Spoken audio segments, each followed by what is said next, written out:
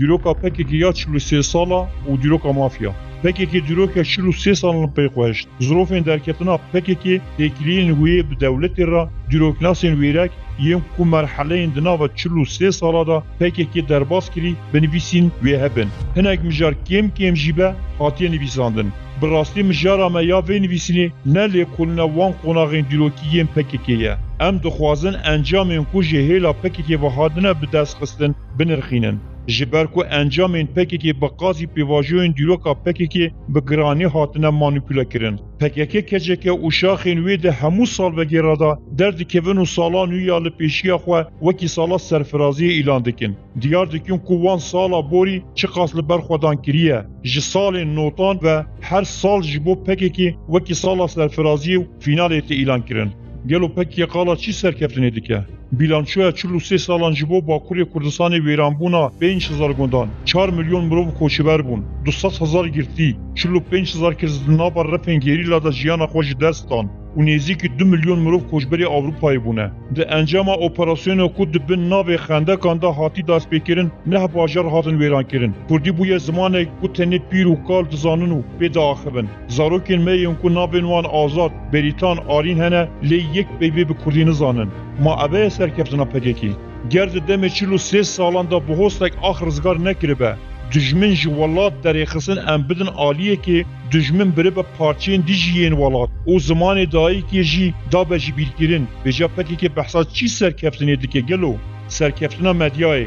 PKK di ragihandinê de hêza peyva baş bikartîne.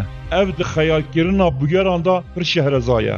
Ew bugeran xeyal dike û bi rêya medyayê propaganda xwe dike. Mirov we difikire ku PKK hergav li ber xwe dide û bi ser dikeve. Mînak, Cemîl Bayîk de axaftina salvegera PKK ya îsal de dibêje ku pêvajoya paradigmaya me ye. Heke vê paradigmayekê welê heye ku dikare pirsgirêkên hemî cîhanê çareser bike, çima ew nikare pirsgirêkên Kurdan çareser bike? Ji sala 2000 de PKK pêvajeyek nû guhartinê nû yên paradigmayê dike. Lê ji wê demê heya niha li Kurdistanê her tişt pirtir xirab bû û zêdetir berbixirabûyê ve diçe. Em dikarin bêjin ku di 43 salan da serkeftina yekane ya PKK serkeftina çapemenî û propagandayê ye. Medyayekê wan heye ku dikare têkçûnên xwe veşîre û dikare rastyan veşîre û viya wekî ku PKK dibin her şertî de serfiraza nîşan bide. Ji xeylî vê serkeftina PKK tine. PKK Bakurê Kurdistanê radasî dewleta Tirkiye kiriye. Tevê hemû faşîzma dewleta Tirk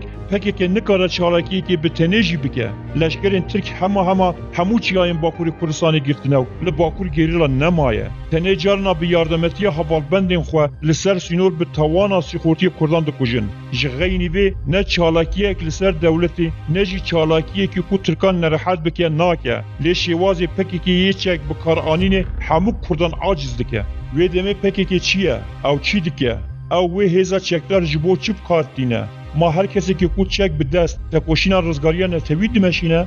Mafya çi ye? Mafya Kurd kîne?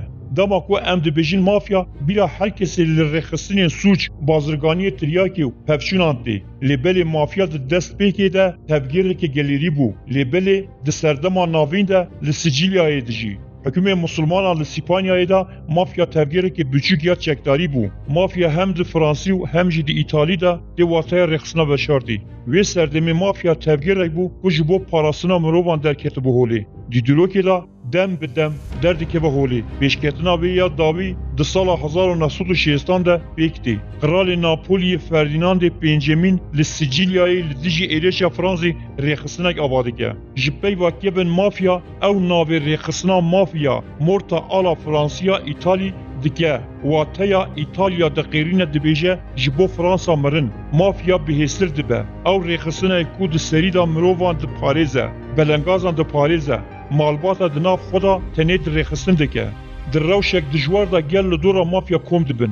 Bi demê ra ew di berdêla parastina zeviyan axa mezin dikin. Ew întacê kesên ku bacê nadin dişewitîn û dikujin. Ew gav bi gav dest danîn ser hemû axê.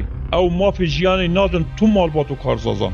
Di dema Mussolini da li Sicilyayê li dijî rêxistina mafya hate şerkirin. Ew neçarman ku ji Sicilyayê derkevin û li bajêrin bicê bibin. Ew çaq êdî wan dest bi bazirganiya tiryakê kir. علی یکم تفگیر را کو ام دزانن مافیا او لسر بنگه که وسا آوا بده دمه که او تفگیر که رزگاریان تیو بو لی او پاشی دبر خسنک سوج و تاوانان براسی لما کو ام انجام دیروکا 43 سالا یا پکی که گهشتی میزه دکن ام دبینن کو چو جداهیج مافیا تونه آوای کو پکی که هزا خو بکارتینه جبر آوای کارانینا چکان هر کو دچه بر برخصنه که مافیایی و دچه و خراب دبه دست پیکا ریبازا خباتا پکی که چی دبه بلا ببه پکی که دقوناغا کو نها گهشتی پر خرابویه پکی که بویه تبگیره که بی آرمانجا پکی که نها تنه خو خورتگرن و پاراسنا بردوامی هبونا خویه جبو برجواندیان کردستانی تشتی که کو پکی که پیلان بکه تونه دبجه همی درو که برده ماترسیا پکی که یا تیک برنا باجارین کردستانی تنه جبو تفاق و برجواندیان سیاسی دناف سالین داویه دا تیبتی دشرین خندکان دا استا گندلیا سیاسی یا کو پکی که گشتی نشان ده لگوری دتایم بردست دوان هفچونن ده هری کیم 285 سیویلان جیانا خوش دستان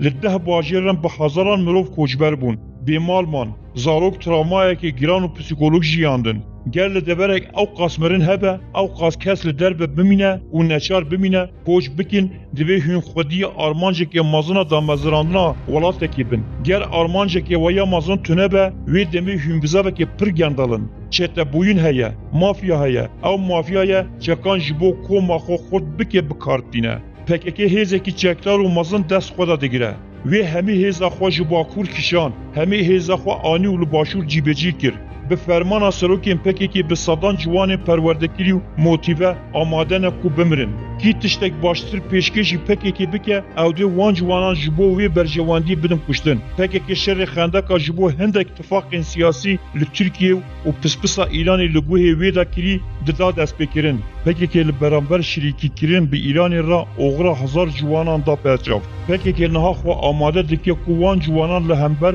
باشوری کردستان بده شرکرن راسیا سالوگیرا 43 سالیا پکی که اوه و بدمیرا او بویا مافیا اف ایدی نکاره وی راسیا خو بگوره جبو ما کردا سردمه که وها کریتیک و هستیار و پکی که بی آرمانجه که سیاسی تف دیگره و بپره خود فروشه دا گرکرانو جبو هفکاری کرنا و خو نادا پاش جبو ما کردان پرزگری که هری مازنه